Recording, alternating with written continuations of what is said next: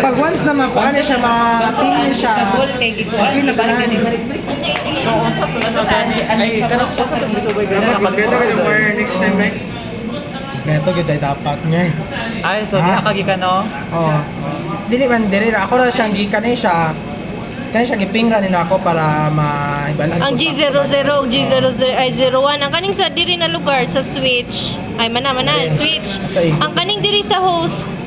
Kanina, configure naman nila to. I-validate settings lang tani. Yan. Okay, Japon na siya. Dalay magawas na collecting results. Nalibog kay bay. Putol-putol. Hala, balik daw dahil gigaputol-putol. Last na lang ka nang sa isa lang ka pwede.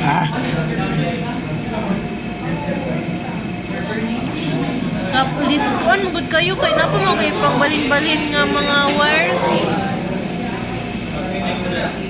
Makalimot ka sa flow no? Kaya kaya manatay ka ng pagbalin-balin. Saha. Ay, pag-connect na tanan, ipang-ping na lang ninimo ang mga IP address Oo. o ang subnet mask nila. Uy. So, pag maping ni tanan, okay na. Oo. Pati kani upat. Oo. Sa asa na nimo ikuan sa command prompt? Oo. Okay. 192.168. So ang pati dili naka magkuan command sa pati. Wala kay command sa host Kumana man kani. ito. Oo. So ang i-command dito sa pati ang tulo ka buo kaning switch o kaning building 1 si G00, G01 o si plan 1. Okay. Get? Ano man? No. Ang subnet. Ay. Pero 158 mo na 158.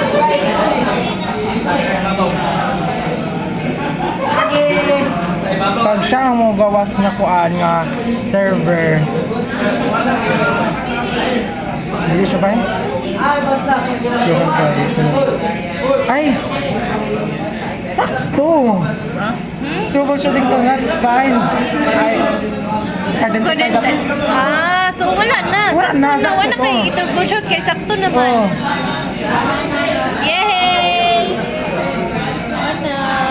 Ping yung computer. Ping tayo yung computer. Bing na daw. Server sa ta server 146.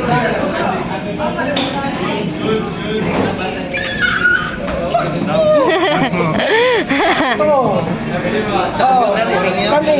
Sa kaniba. Dali, ping ba? Dali. Sa IP yan eh. Search at one, safety.